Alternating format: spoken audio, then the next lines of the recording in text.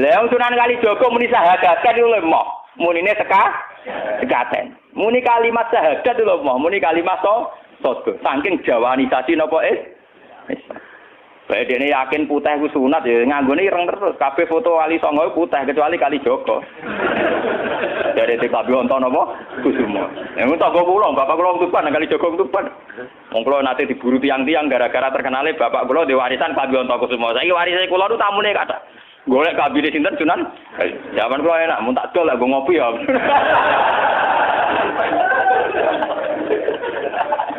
Mau Gus. Barang apik tiba didol go ngopi. Sing duwe aku terserah kula kan.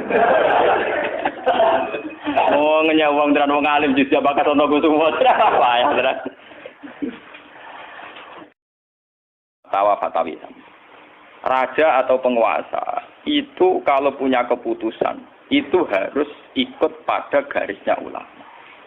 Nah, kalau bolak-balik matur. Sekarang yang merupakan garis ulama dalam konteks bernegara itu apa? Ini kalau ngomong sensitif ya. Yang kaitannya ulama dengan negara dalam konteks negara yang kayak Bhinneka Tunggal Ika itu apa? Itu pancen repot. Misalnya begini. Kita punya Ambon, punya Maluku, kita punya NTT.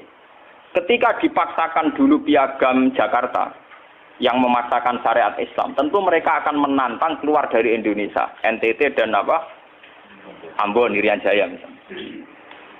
Yang kayak begitu itu tidak fatwanya ulama, itu sudah masalah bernegara. Nah, kalau nanti tanggal kiai cara jenengan sebut ikus, misalnya Indonesia memaksakan penerapan syariat Islam. Syariat Islam yang mana? Kalau syariat Islam formal, mungkin kita akan mengatakan sebaiknya diterapkan syariat Islam. Tapi termasuk syariat Islam adalah menjaga peluang dakwah. Ini catat. Dan saya siap ketemu Allah dengan pendapat ini. Bukan berarti saya terus pluralisme atau pakai teori-teori modern. Tidak. Saya pakai teori ulama. Saya tidak pakai teori modern. Catat ini. Saya tidak pakai teori modern. Pakai teorinya ulama. Termasuk syariat adalah menjaga peluang dakwah. Bayangkan kalau dipaksakan syariat Islam kemudian NTT keluar dari Indonesia Ambon. Kemungkinan kita dakwah di Ambon malah tidak ada. Juga kemungkinan Islamisasi di NTT malah tidak ada karena sudah keluar dari Indonesia. Paham ya? Mulai dulu wali songo ambek maling ya apik. Ambek tukang zina ya apik. Ambek tukang dadu ya apik. Itu bukan berarti mereka tidak bisa bedakan hak dan batil. Dengan diapii masih ada peluang komunikasi. Dan dengan ada peluang komunikasi, ada peluang dakwah, ada peluang pembenahan. Sama dengan utuhnya NKRI NTT bagian dari Indonesia, aja iso Kiai Rapayu kok rugen buak rono NTT. Ben dadi ya. Lho kanca kula nek pondok dhisik ra kanggo ini Irian Jaya Kiai provinsi lah. Wingi sowan kula ngajak pangdam lho. Ya Allah Gus kula munggo ning sarang Kiai RT ora payu ning kono Kiai provinsi. Lho wingi sowan kula niku sowan numpak sahabat bareng sinten? Pangdam. Saniki mun gawe yayasan nggih sekolah tinggi lah. Jadi rektor saya gitu. Wadah buta huruf ora roh. Wong sak urip-uripe ngaji mbek kula roh tenan bodorane roh tenan. Saya bakatane mbek napa? Pangdam. Mergo ketika ada kerusuhan di sana, mesti tokoh agama diundang Pangdam. Dan ini termasuk mewakili tokoh provinsi levelnya napa?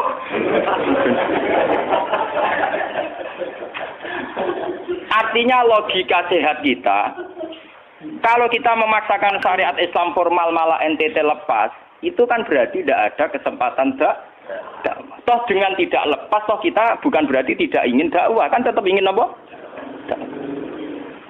Mane bojo ngecewakno lae aja pegat. Nek ra mbok pegat ana kesempatan dandani nek kena wong ra iso.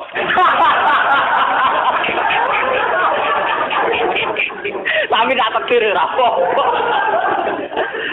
Ya sama. Semua sejarah Wali Songo itu sama orang nakal kan ndak apa-apa. Sampeyan delok biografi Ki Khudori Tegalrejo. Dhisik terkenal yo kancaran bajingan. Bajingane tunduk mergo sungkan ramahe. Teng Rembang ana jenenge Ki Sahid, wong e ganteng ya toreko. Niku wonten bajingan tobat mergo kula nu sungkan mbek Sahid. Mboten nate duka mbek kula, bar ketemu kula pengen senyum. Lha iku sungkan senyume nganti tobat. Artinya apa? Saat kita ekstrim atas nama hak dan batil malah lari. Toh teori itu ya diakui Quran walau kunta fazzan ghalidul qalbi lan faddu min hawli.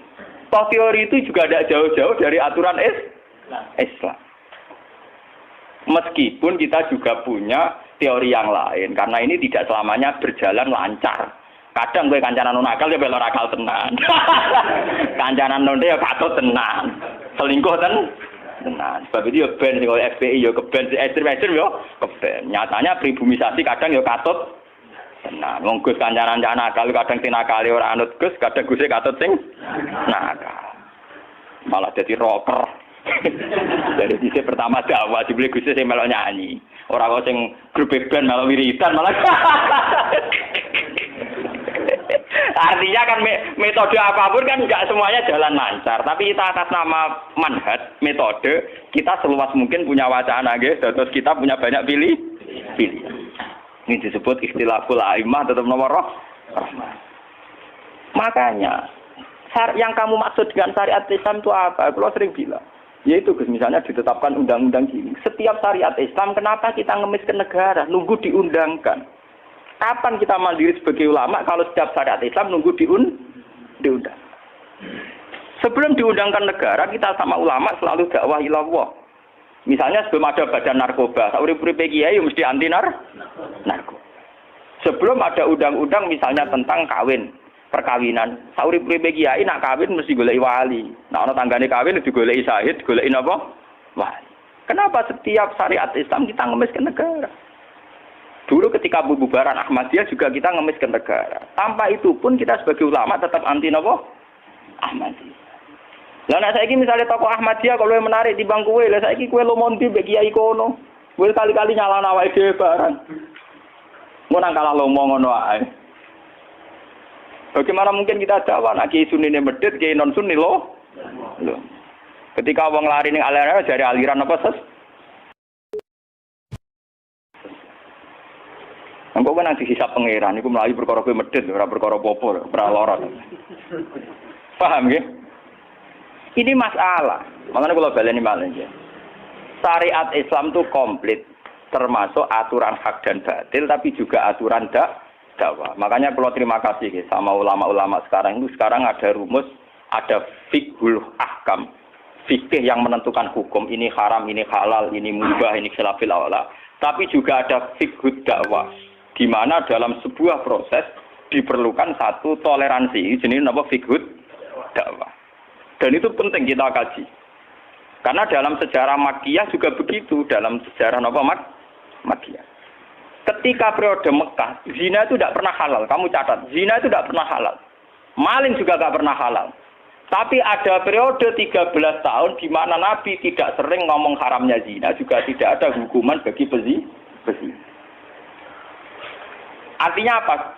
Tidak mendesak untuk membicarakan urusan zina, urusan maling. Karena yang mendesak saat itu urusan tauhid. Misalnya kamu dakwah di NTT. Tentu yang penting umat diajak ke logika bahwa tauhid itu lebih benar ketimbang trinitas. Ya hanya begitu saja. Kamu tidak mungkin langsung masuk ke urusan zina, maling, gento dan sebagainya. At-tadrid fi sunnah, proses dalam sunnah. Itu juga penting. Ini tahapan-tahapan dalam proses Lah fatwa ulama termasuk fatwa yang begini-begini ini. Makanya dalam semua sejarah wali ini catat, mesti ana ulama formal, ana ulama sing ora formal. Dhisik ana ulama sing pro syariat kayak Sunan Kudus. Woi, selawase ra cocok wis nang Kalijogo. Kok Kalijogo pokoke wong Islam wis bener, mulane penggemar wong Yogyakarta. Termasuk ora usah salat dari salate Mbak Kali. Atine wis salat. Wala kan boyo lali salat 3 klaten Jogja mbok kono.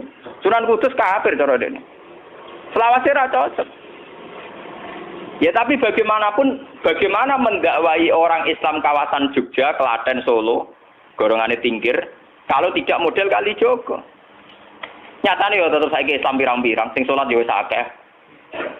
Paham ya? Itu dulu masalah betul. Sunan Kudus kiai fikih. Bahkan ulo untuk cerita nggih dari lesan ke lesan dari para kiai. Sunan Kalijogo selawase tukaran terus mbek Sunan Ainul Yakin ke sisi tok. Ape gawe dakwah nganggo macan tengul, napa jenenge? Wayang napa? Tengul. Wayang tengul lak bentuke fisik wong, koyo patung. Haram. Goman sewara sorotan udziba kok kon ngekek nyawa barang jero iki kuno kan ngene. Akhirnya tukaran. Kali Joko sadar iku metode efektif. Walhasil akhirnya disuwarno kiai sepuh zaman iku Sunan Kudus, Sunan Ampel terus ditenan ya saiki sedengan wayang kulit. Mergo wong gepeng ora urip. Ya tetep ana wayang tapi kulit. Artinya iku ya gepeng wae artinya kan gak urip. Anak ora urip iku kan ora perlu kon ngekeki nyo, iku setengah-tengah. Lah Sunan Kalijaga muni sahadat kan iku lemah. Munine sekaten. Muni kalimat syahadat lho moh, muni kalimat sodo. Saking jawanisasi napa bae dene yakin putih ku sunat ya nganggone ireng terus. Kabeh foto Wali Songo putih kecuali Kalijaga. Dari TKB wonten napa Kusumo. Yang tangga kula, bapak kula Tuban Kalijaga Tuban. Wong kula nate diburu tiang-tiang gara-gara terkenale bapak kula di warisan Kabeh wonten Kusumo. Saiki warise kula nu tamune kathah. Golek kabine sinten Sunan. Zaman kula enak mun tak dol lek ngopi ya.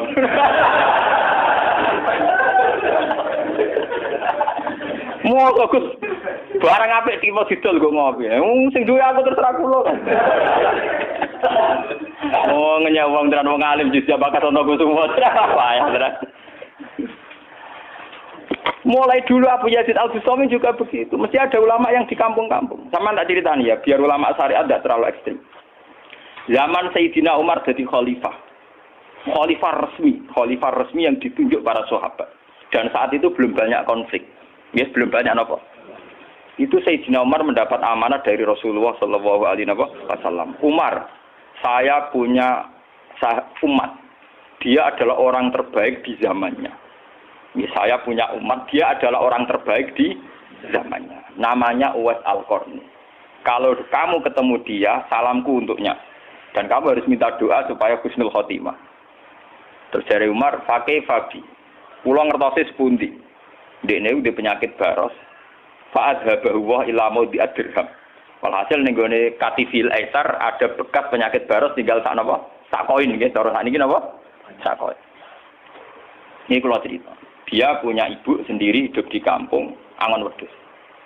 Walhasil Umar tiap ana tamu ya diblodori. Paham ya, anggar sing raine mirip-mirip ngono iku. Nah ora kutil kan maksudnya iku. Ora mau diatur. Mboten iki kula cerita, ben sampean ngerti. Walhasil akhirnya suatu saat itu rombongan Uwais Al-Qarni dari Qurun Al-Qarni. Niku sowan Sayyidina Umar.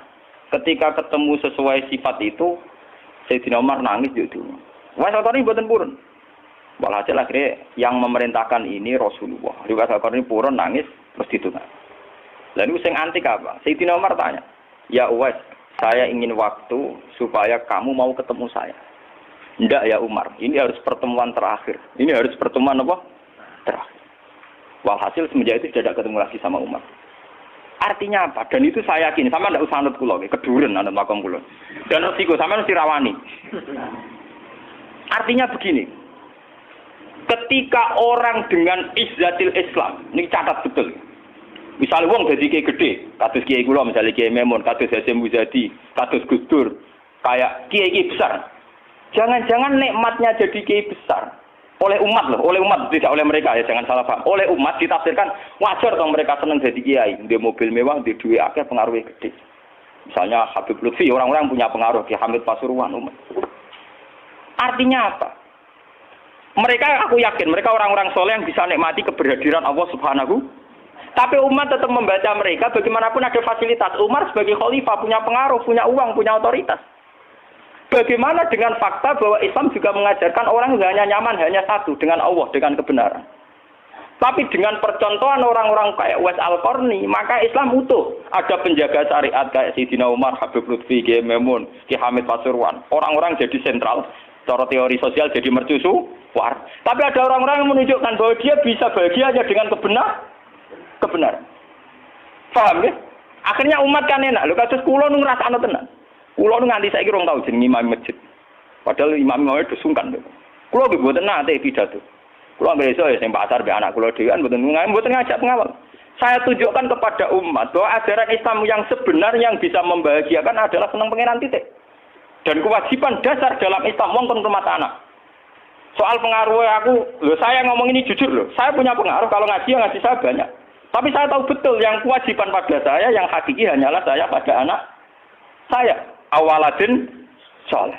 Kau nona kasih bakas santri. Rabbi habli miladun kadzurriatan thayyibah. Ora ono tulaban. Ora ono ning Quran hadis bakas santri. Ketok tangan pun ono. Paham ya? Artinya apa? Kalau santri-santri punya cita-cita kayak kiainya, mati dongo, itu kan terbayang kiai yang mulya, kiai yang dapat suanan banyak, kiai yang dijujuki wong akeh. Itu bahaya sekali, kok nak mulai rada di ngono mutung. Perempal-perempul. Aku ngalim lah ora ana kiai, ora dadi kiai. Loh, untuk jadi kiai itu kan gampang. Orang nikmati sholat, nikmati ibadah, nikmati kebenaran, wis hakikate kiai, paham ya? Malah dekne gento, nak nyaratno enake ngenteni mul. Kula nganti saniki, bayangno saniki, umpama sampean saiki kuwabe lho ora seneng kula. Kula nek ndak ada masalah. Kula kok krungu kabar saniki sing seneng jenengan bubar kabeh. Sami sekolah garah kula mboten susah. Hakon lho. Hakon wah mboten susah. Karena saya harus melatih diri bahwa kebenaran Islam wes alkone mau tukang angon wedhus rumah ibu. Agar iso dagangan ning pasar nak badi dienggo rumah ibu. Tapi dengan begini dia walinya setingkat Sayyidina Umar. Karena apa? Itu tadi menjadi percontohan bahwa untuk menjadi hamba yang baik tidak perlu semegah Umar, tidak harus semahal Umar. Sama tidak usah niru ya, masalah itu Isra Mulya loh, artinya ya sudah. Tidak usah niru, ini hanya pelajaran saja. Tapi nak kula pancen tak tiru tenan. Artinya tak tiru, biar hidup saya itu murah. Lu tanyakan istri saya. Kula sering kandha bojo kula, "Dek, aku nak mati langsung pendem. Rasa ngenteni iki gede, panggil kuburan jero terus pendem." Ya ora usah ngundang wong, ya ora usah disolati. Nek anakku ning omahe kon nyolati, nek ora ya wis. Apa ora usah repot. Lah nek sing tepat tepung kathah, ini jelas sudah urusan dengan saya. Yang penting aku kepengen anakku nyolati. Dengan demikian kita biasa jadi kiai yang muda. Aku mudah bahagia karena punya anak, seneng anak sudah. Coba kalau saya menargetkan bahagia ngenteni umat yang banyak, ngenteni loyale ra genti ning kiai liya, partene ora genti partai tokoh liya. Loro ati, paham ya? Wes loro ati ra bener cara penge. Begitu juga era Abu Yazid Al-Bustami. Dia juga punya teman wali sing tukang ngancani preman-preman. Nanti kalau critakno jenengan. Jadi Abu Yazid Al-Bustami saking ainul yakin nang swarga takok pangeran Gusti, kalau saya di surga temannya siapa?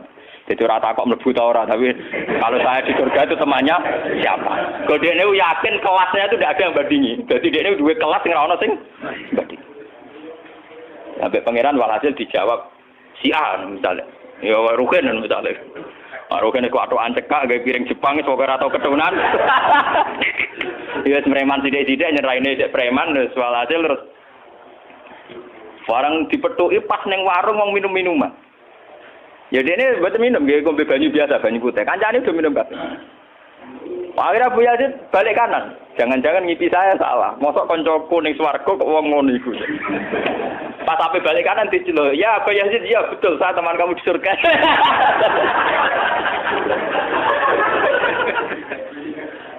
Akhirnya tak kok Abu Yazid.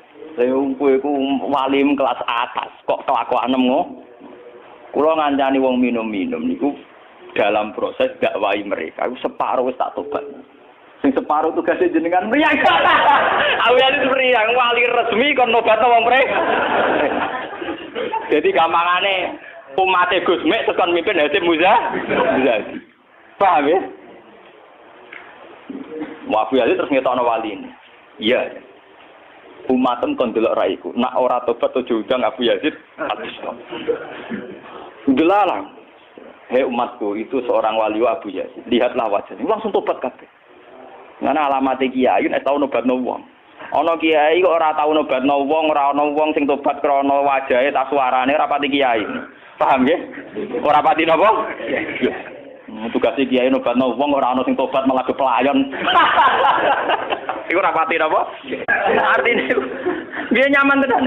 Kadang gitu bisa wong, kadang macam-macam rasa-rasa. Nah, kula teng pasar biasa, bisa wong gitu biasa. Dia kadang ngertos, sesuai ngerti, nah iku putrane bapak. Wonge jes sepuro iki kula biasa. Wong kula boten biasa, boten apa-apa. Lha biasa. Wong kula nate Kula nak teng saran termasuk kiai. Nanti ngebis mau dipukuli tiyang mergo ngrasa luwih kiai timbang.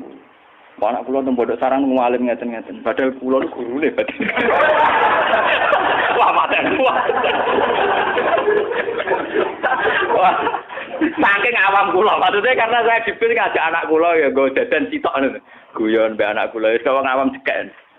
Situ bukan apa, bukan saya apa, untuk menjaga bahwa khazanah Islam itu ada tokoh formal kayak Sayyidina Umar, Nabi Musa, kayak Kiai Memun, Habib Lutfi, ya siapa?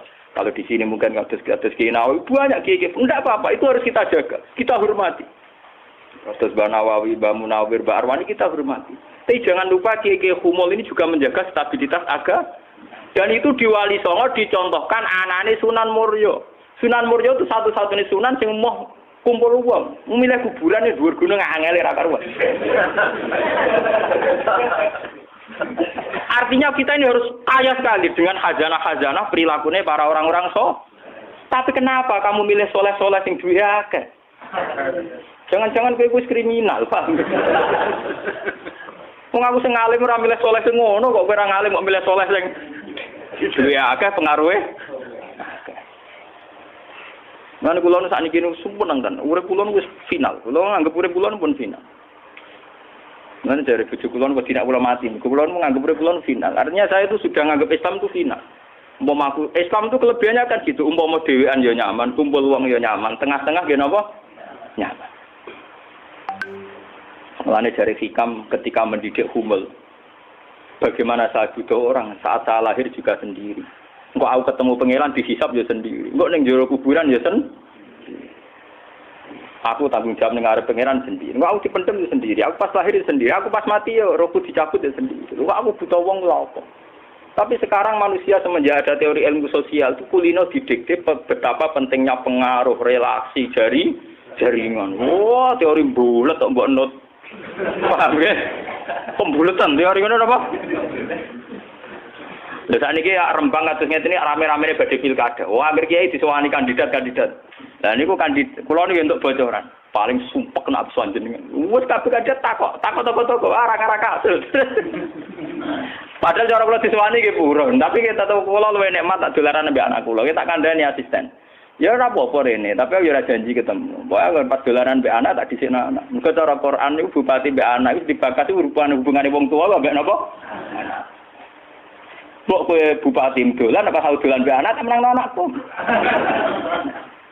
Ana lho Gusti ora aneh pancen ngono cara Quran dibakas wae anak. Ning Quran dibakas kewajibane wong tua mbek napa? Anak la tudara walidatum biwaladiha wala mauludul lahu biwaladi. Engko nek wis mati zaman tabnu Adam ing kota amaluhu. Engko termasuk ya awaladin salihin. Nabi-nabi susahe Rabbi habli miladunka dzurriatan thayyibah. Ora, iku ilmu-ilmu kiai-kiai anyar sing nuruti nafsu, ana pentingnya relasi, jaringan macam-macam. Ya memang penting, hablum minanas itu penting, tapi sepenting-pentingnya itu masih penting sing fardhu ain, rupane malah kadang ngamuk anak. Aku ning jowo dihormati, kuwi anakku malah ora hormat aku. Lah manjen kiai ning jowo mbek anake ora tau nyai kok. Paham ya? Ambek tamu ramah anak disentak. Dolen. Paham napa doh? Dolen. Mesti wae anake ra pati taat. Wong anake sering disentak demi wong li. Wis kali-kali wong liya disentak demi anake. Bareng anake ra hormat, wong aku ning titi dihormati malah anakku dhewe ra salah iki. Lho kula nganti sakniki sore anak kula tak jak piye nganti sakniki. Bukan apa-apa kula kepengin niru tradisi wong saleh-saleh dhisik. Nabi Musa, sinten Uwais Al-Qarni mendapat kehormatan gitu perkara ngrumat ibu. Kanjeng Nabi sering cerita, ana wali sing nak sowan wong ditolak iku dadi wali mau perkara ngrumat anake jare Kanjeng Nabi. Lan ngendikane Kanjeng Nabi ana wong kerja ning pasar adol kayu kok mulai nggo nafkah ya anake bojone iku hakon ala Allah untuk mencintai dia. Dan ternyata kewaliane Uwais Al-Qarni sing model humul, model tertutup setingkat kewaliane Sayyidina Umar. Nabi Khidir sing tanpa pengaruh muamen wiridan ning pinggir laut dianggap setara mbek Nabi Musa sing tahu revolusi, tahu de prestasi ngusir Firaun, nenggelamno nyatane derajate dipadakno Nabi. Artinya begini loh, jangan-jangan kita mengidolakan ulama besar itu bukan karena keulamaannya, alimnya ndak, tapi karena kebesaran. Buktinya saat kita mulai orang jadi kiai mutung. Padahal untuk jadi kiai itu gampang. Kowe nek ijek salat subuh, ora selingkuh, ora domino, ora togel iku ya kiai. Sing diarani kiai sapa? Sing diarani wali. Ala inna auliya Allahi la khaufun 'alaihim wa lahum yahzanun. Ya mu alladzina amanu wa kanu yattaqun. Ora ana tarife wali kiai. Alladzina lahum tulab sing duwe santri. Alladzina lahum thalabah sing duwe murid ora. Lan kula durunge niyaine sampean wis kiai. Mulane mulai sakniki anggere sampean wis salat subuh ya 2 rakaat. Zuhur ya 4 rakaat. Pokoke sing wis kaya ijma' ulama, sampean kudu yakin nek wis kiai. Anggap ae kaya Uwais Al-Qarni mbek Nabi utawa kancane sinten Abu Yazid Al-Bustami. Ini penting kalau aturakan karena tren sekarang mengukur kiai sukses dia itu dipengaruh. Itu keliru besar. Tidak ada itu dalam tradisi ulama wali. Sama tak cerita nih, zaman Kiai Hamid Pasuruan terkenal wali, pulau lu tahu banyak tentang beliau karena gurunya bapak saya, sepupunya mbah saya. Mbah saya itu punya bapak namanya Mbak Idris, itu adiknya Mbak Abdullah, abahnya Mbak Hamid Pasuruan. Jadi saya tahu banyak cerita beliau. Beliau kan orang Lasem, masih misanan kalian Mbah.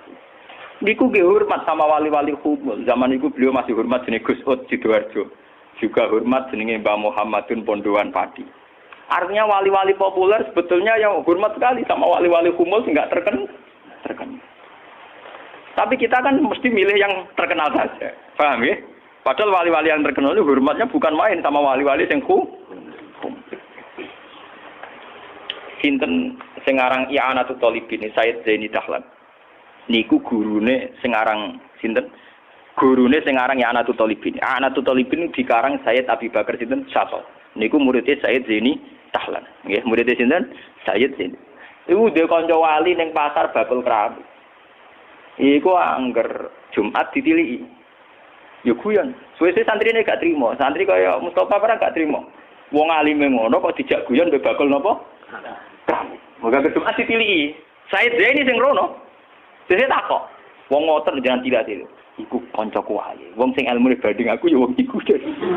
Mikir murid. Lah iku Jumat berikutnya ditiliki meneh wis ra ono. Mau sempat misoi Sayyid Zaini. Kowe nyanati aku. Harusnya tur ketika ada orang lagi. Imam Syafi'i ngoten. Imam Syafi'i itu orang alim kaliber. Dia itu kalau ijtihad hukum kok belum dikomunikasikan dengan Saiban Ar-Ra'i itu belum mantap. Imam Syafi'i itu mujtahid hukum, tapi kalau dia ragu, itu ngenteni kancane jenis Saiban Ar-Ra'i itu kang angon wedhus ning desa. Wah, iku nek dikomunikasekno niku mantep. Dan itu mungkin setiap zaman mesti mungkin. Lah kula nu ngalami.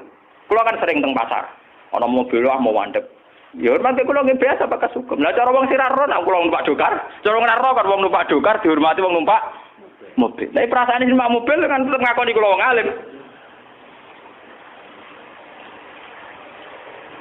Kula nu nate badhe teng pertelon iki kisah nyata. Nggih teng pertelon badhe bebal ngenteni mobil. Ya ana sing roh nak kula, Gus ana sing ra roh walhasil. Wonten mobil kiai gede mandek wonten kula. Mboten sareng kula, Gus. Ya wong janggal. Itu mungkin dan itu menjaga peradaban sehingga yang besar tidak angkuh mergo ana kiai-kiai sing humul. Cuma kula niku humule ra pati sukses. Mari sing muncul-muncul niku mari ra jelas iki bareng. Itu bagus itu untuk menjaga energi syukur biar orang itu syukur jadi kiai tidak gantung pengaruhnya banyak, nggak gantung punya santri banyak, tapi nyaman jadi kiai karena ngugemi kebenaran, meyakini apa? Kebenaran.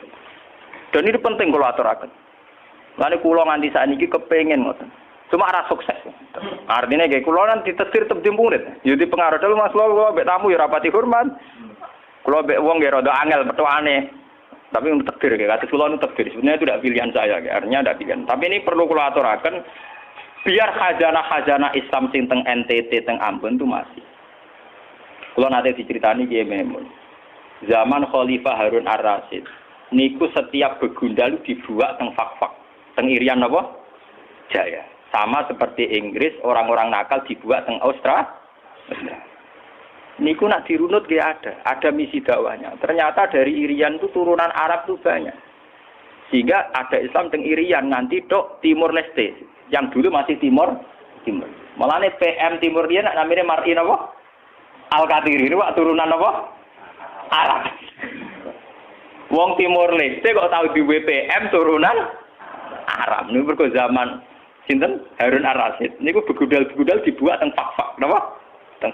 Niku anak turune termasuk tokoh-tokoh sing teng Budi, teng Timur Leste, teng Budi.